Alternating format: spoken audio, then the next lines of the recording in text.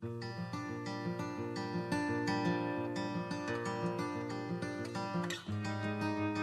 is July the 10th. Today, we see how God protects Israel as we read Isaiah 34 to 36.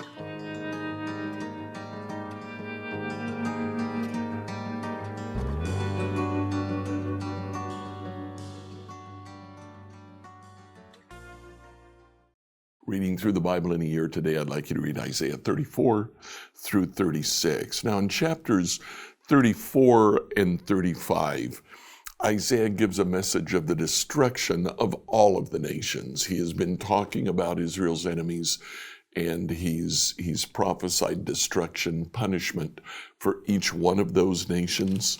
Now he just lumps them all together, 34 and 35. He says, God will punish all of those who are attacking Israel, but he restores Israel. Look at 35:10. Those who have been ransomed by the Lord will return. They'll enter Jerusalem singing, crowned with everlasting joy. Sorrow and mourning will disappear. They'll be filled with joy and gladness. Then we start Isaiah 36. Now, if you remember, Isaiah 36 is it's word for word a repetition of 2 Kings. I believe it's 18 and beyond. Isaiah wrote these words. They're included in 2 Kings, and he also includes them here in his book of prophecy. Basically, in chapter 36, he tells about how Israel is attacked by Assyria. Assyria has just taken Israel captive exile. Now he turns his attention to Judah, and he attacks Judah. But the Lord protects Judah. Today and tomorrow, we'll see that story. Enjoy as you read Isaiah 34 to 36. Isaiah 34 through 36, New Living Translation. Isaiah 34. Come here and listen, O nations of the earth. Let the world and everything in it hear my words. For the Lord is enraged against the nations. His fury is against all their armies. He will completely destroy them, dooming them to slaughter. Their dead will be left unburied, and the stench of rotting bodies will fill the land. The mountains will flow with their blood. The heavens above will melt away and disappear like a rolled-up scroll. The stars will fall from the sky like withered leaves from a grapevine or shriveled figs from a fig tree. And when my sword has finished its work in the heavens, I will fall upon Edom, the nation I have marked for destruction. The sword of the Lord is drenched with blood and covered with fat, the blood of lambs and goats, the fat of rams prepared for sacrifice. Yes, the Lord will offer sacrifice in the city of Bozrah. He will make a mighty slaughter of Edom. Even men as strong as wild oxen will die, the young men alongside the veterans. The land will be soaked with blood, and the soil enriched with fat. For it is the day of the Lord's revenge, the year when Edom will be paid back for all it did to Israel. The streams of Edom will be filled with burning pitch. The ground will be covered with fire. This judgment on Edom will never end. The smoke of its burning will rise forever. The land will lie deserted from generation to generation. No one will live there any more. It will be haunted by the desert owl and the screech owl, the great owl and the raven, for God will measure that land carefully. He will measure it for chaos and destruction. It will be called the land of nothing, and all its nobles will soon be gone. Thorns will overrun its palaces, nettles and thistles will grow in its forts. The ruins will become a haunt for jackals and home for owls. Desert animals will mingle there with hyenas, their howls filling the night. Wild goats will bleat at one another among the ruins. There the owl will make her nest and lay her eggs. She will hatch her young and cover them with her wings, and the buzzards will come, each one with its mate. Search the brook of the Lord, and see what he will do. Not one of these birds and animals will be missing, and none will lack a mate. For the Lord has promised this. The Spirit will make it all come true. He has surveyed and divided the land and deeded it over to those creatures. They will possess it forever from generation to generation. Isaiah 35. Even the wilderness and desert will be glad in those days. The wasteland will rejoice and blossom with spring crocuses. Yes, there will be an abundance of flowers and singing with joy. The desert will become as green as the mountains of Lebanon, and as lovely as Mount Carmel or the plains of Sharon. There the Lord will display his glory, the splendor of our God. With this news, strengthen those who have tired hands, and encourage those who have weak knees. Say to those with fearful hearts, Be strong, do not fear, for your God is coming to destroy your enemies. He is coming to save you. And when he comes, he will open the eyes of the blind and unplug the ears of the deaf. The lame will leap like a deer. Those who cannot speak will sing for joy. Springs will gush forth in the wilderness, and streams will water the wasteland. The parched ground will become a pool, and springs of water will satisfy the thirsty land. Marsh grass and reeds and rushes will flourish where the desert jackal once lived, and a great road will go through that once deserted land. It will be named the Highway of Holiness.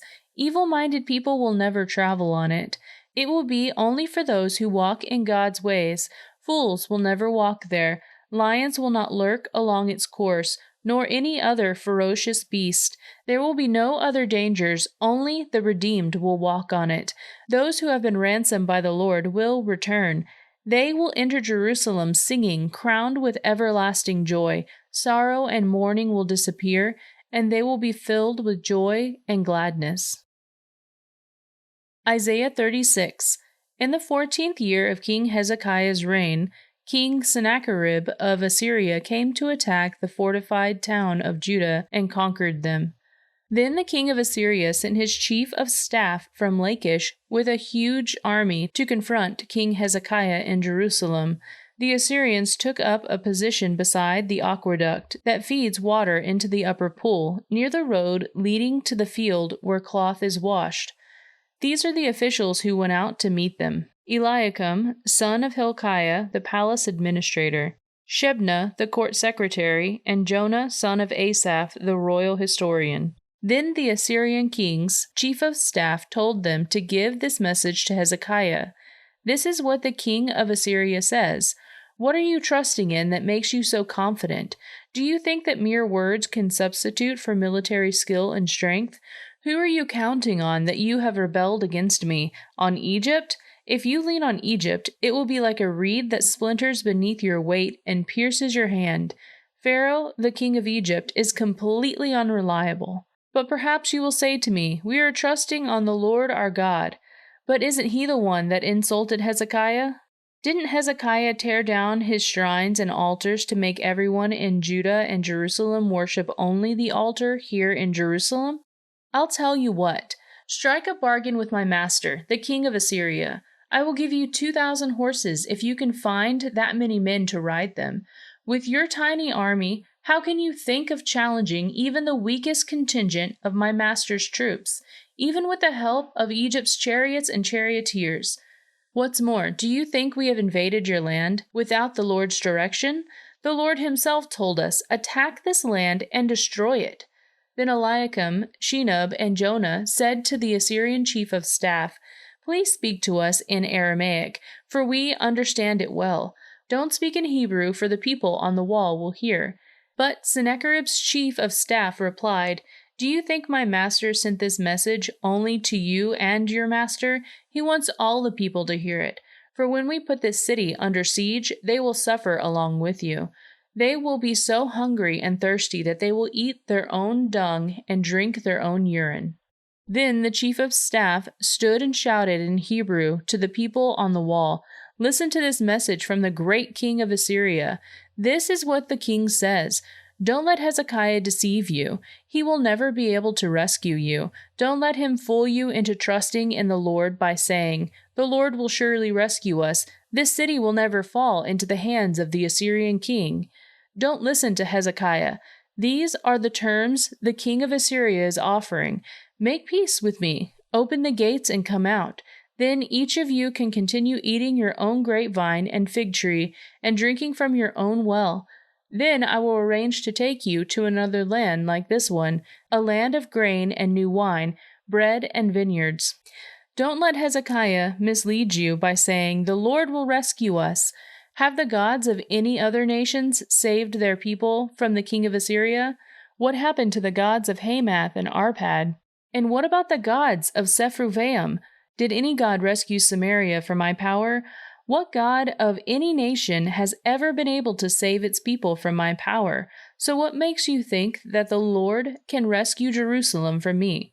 But the people were silent and did not utter a word because Hezekiah had commanded them, "Do not answer him."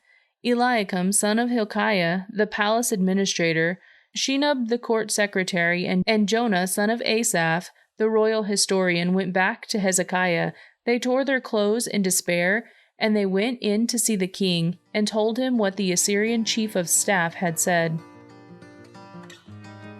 Scripture reading by Emily Herrera. Like, follow, and subscribe to this devotional on whatever platform you use to listen to it. Email your questions to us at questions@becomehope.com. Tomorrow, we'll see how Hezekiah shows off.